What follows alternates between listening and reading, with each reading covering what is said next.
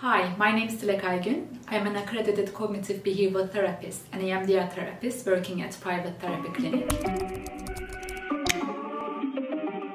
I have around 10 years of experience working with adults in a variety of settings, including NHS, voluntary organizations, and private sectors. I am experienced in treating a wide range of psychological and emotional difficulties such as depression, anxiety, PTSD, social anxiety, low self-esteem, and some other conditions. My two main approaches are cognitive behavioral therapy and eye movement desensitization reprocessing.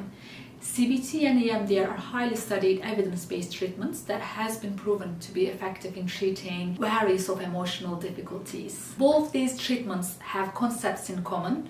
Both aim to adjust negative self-beliefs and alleviate psychological distress, but the content and the structure of the two treatments are very different.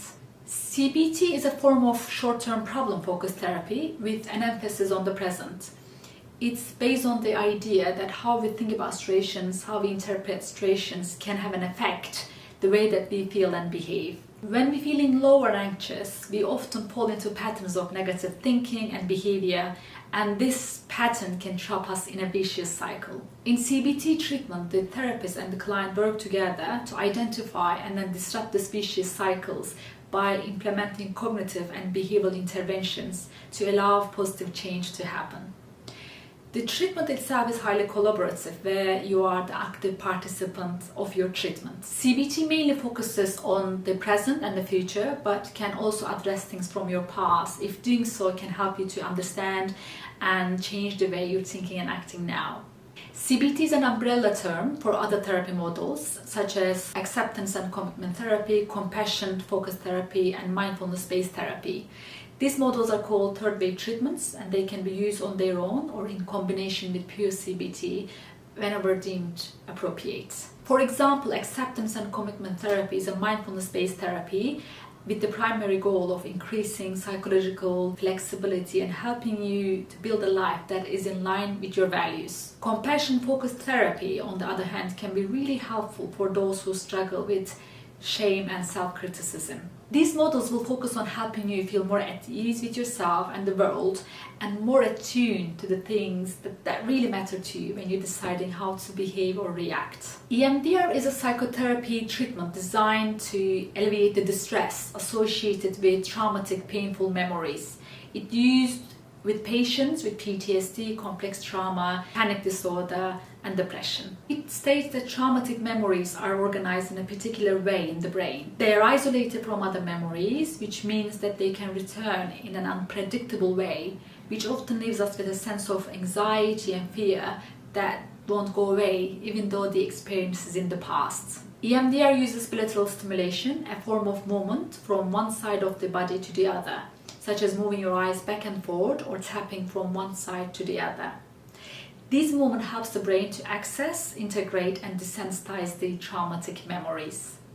EMDR processes these memories, helping the client move forward without constantly re-experiencing of the emotional and physical symptoms of a past experience. For most psychological and mental health difficulties, there is a well-established evidence-based treatments that are effective.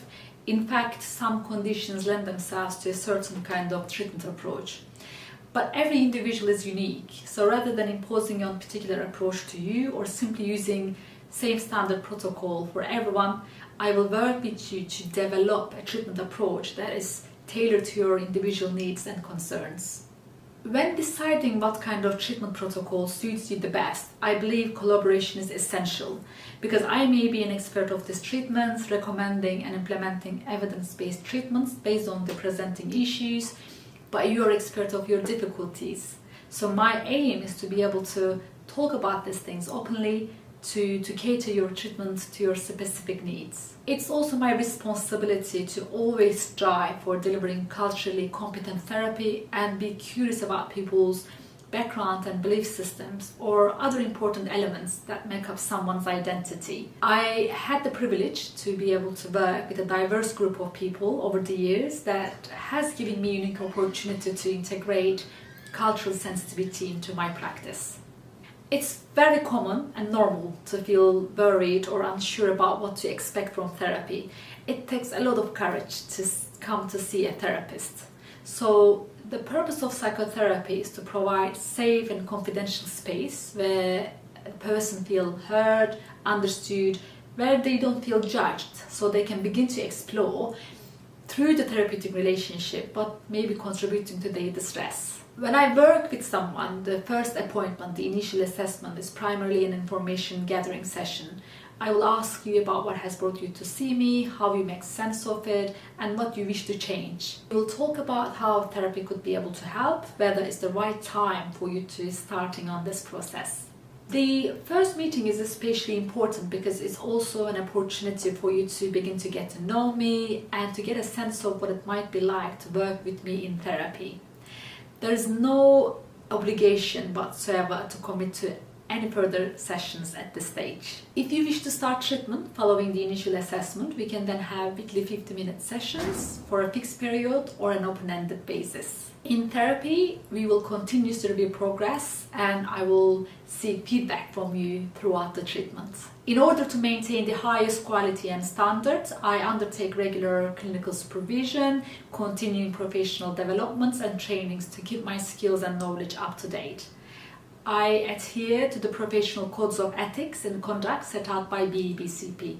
In addition to my clinical work, I also provide clinical supervision for other therapists and deliver trainings. While being a therapist is among one of the most rewarding professions, it has got unique challenges and can take a toll on therapists and their family members unless good plans for self-care are followed. Self-care of the therapist is not only critical for the therapist, but it also impacts patients' outcome. In order to prevent professional burnout or compassion fatigue, I believe therapists should attend their own therapy and prioritize their mental well-being. Starting therapy allowed me as a therapist to know what is it like to be nervous about going to that first therapy, opening up, talking about personal information and gaining insights. Okay, I guess I stop here. If you've been thinking about starting therapy for a mental health condition, day-to-day stress, for a journey to understand yourself better, or for anything else that seems to be getting in the way of you having a happier and more fulfilled life, please get in touch and I will be here to accompany you on the process.